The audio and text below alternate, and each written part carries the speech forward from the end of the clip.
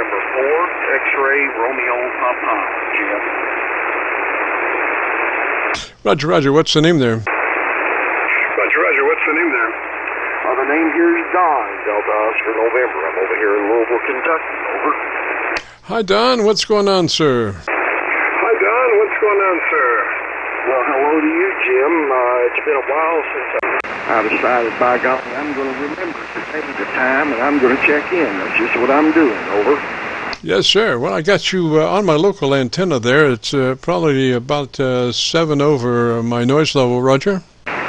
Roger on that. Yeah, you're between 10 and 15 over an S9 here. Over. Roger. Well, I'm pushing as hard as I can, Roger. I understand. I certainly do. And you got a great signal. You sound really good.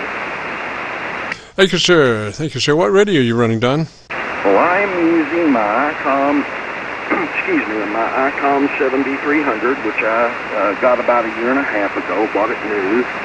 And you talked to me before about the settings. I didn't really have time to finish our conversation, but I know you did tell me how to talk on the microphone. Put your lips close to the upper right-hand corner or the corner and talk across the microphone, not directly into the microphone. Roger? That's a Roger, sir. That hand mic supplied by the 7300 is just a beautiful sounding device, but you just have to be careful how you work it. Since it's an electret microphone, you want to talk across it as opposed to into it. And Don, I might suggest, sir, if you get a chance to crank in maybe a couple of clicks more top-end treble EQ on your radio, on your EQ setting, Roger. I've got transmit bass +2 and then treble is set at 0. Yes, sir. So you want to move that treble. Go and take it up to 3. Boost your treble EQ +3 from where you are. Okay. It says 3. How does that sound? Yes, sir. Now you have a nice little edge to your voice. It really helps in articulation. Roger? Roger on that. You know what? I am... Let's see here, Jim. I am on voice where I can hear myself talk, and it sounds much better to me now. Yeah, Roger, Don. I wouldn't use that feature, though, when you're on the air, because everything has leakage, and when that starts to leak into your regular audio, it does not help it at all. So I would not use that monitor in the transmit mode while I was actually on the air, because, like I said, it does discolor your audio. I turned it off, Jim. I will not use it again. Thank you for telling me that. Over. Yes, sir. Well, even if you have a great pair of cans there, foam cans, you're still going to get some leakage, and so it's just simpler not to use it when you're transmitting, Roger. I mean, in a normal basis, and I think we probably got it pretty well now, Don. Thank you very much, Jim. Very, very much. And let me just run something by you very quickly. A friend of mine has an ICOM 7300, and he bought a Heil ICM microphone. His sound is very, very good. I'm wondering if it would be worth my money to buy one of those or just keep the regular mic that came with it. Over. I would just, if you don't mind using the hand mic, I would just use that hand mic, because it's just absolutely perfect as far as, audio sound, Roger. Roger on that. Well, it'll save me about $120 from what you just told me. Over. Yes, sir. Plus the time to EQ it, because if what you're getting is a dynamic desk mic, it's going to take a lot of EQ to match where you are right now on that mic you're using. Yes, sir. Well, thank you very much for that. I really appreciate that information. And, Jim, while I'm thinking about it, I'm wondering what I should have my mic gain set on. It's currently set on 50%, and on compression it's set at number 3. Over. Yes, sir. 3 compression is correct. Now, do you know how to get to your ALC meter? No. All right, well, let me give you a note. If you got a pencil and paper there. Stand by 1 second. I'm good to go now. Yes, sir. Over. All right. Note is to the ideal setting for your ALC is mid-scale to 2/3. And you get to that reading by manipulating your mic gain control.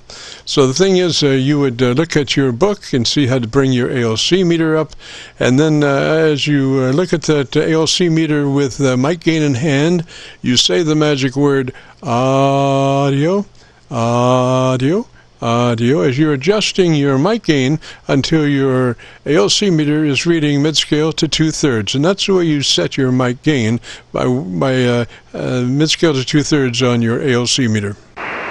So that is mid-scale to 2/3. Is that correct, Jim? Yes, sir. Mid-scale to 2/3 on your ALC meter by using the magic word audio as you manipulate mic gain. Okay, I'm writing that down as you speak. Very good. I will get into my booklet, and I will be doing that. And I really do appreciate the information, Jim. This is a nice rig. I really like it. I've got another rig. I've got a 10-tech Jupiter. I'm going to try to do the same thing with that one, maybe with you next week. Over. Yes, sir. Just for kicks, move your mic gain from 50 to 60%. Move your mic gain to 60%. Let me hear you.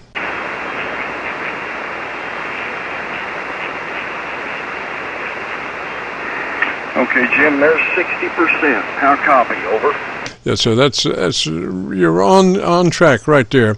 The whole idea is what we set that ALC meter for is to get your modulation to a 3 dB dynamic range. So if you consider normal mic gain or normal transmit without any processing, it has a 10 dB dynamic range.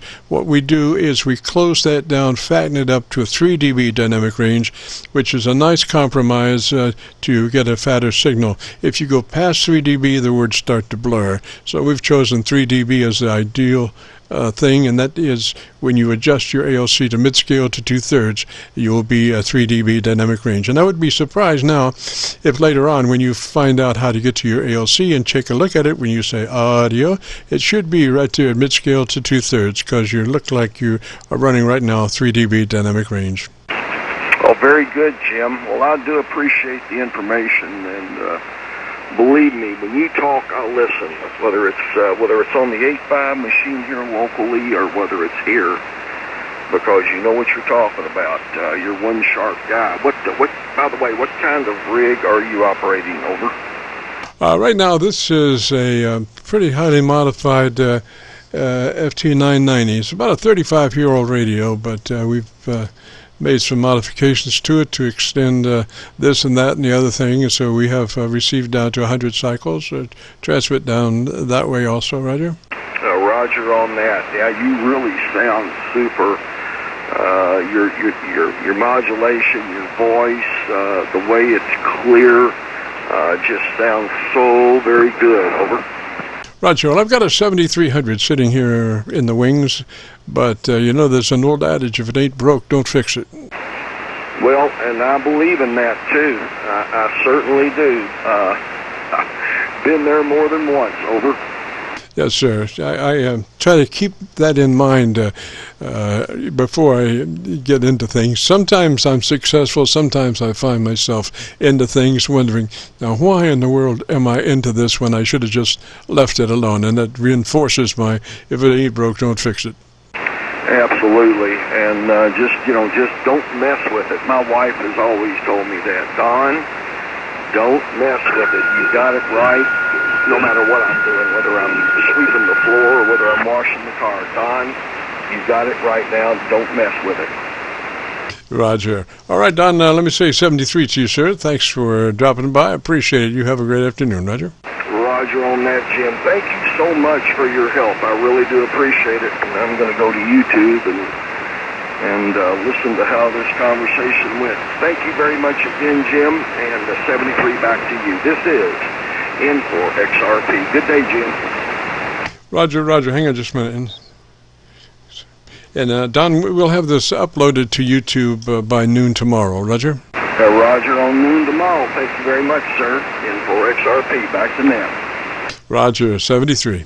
This is KC9VKV, the Friday afternoon Qso-Vlog net, operating on 7185 today instead of 88. Some folks reluctant to assist us in getting to our normal frequency, but it takes all kinds, and so we can just move down 3, and hopefully everybody can find us. This is the Friday afternoon Qso-Vlog net. If you have a radio you want to check out, give me a shout.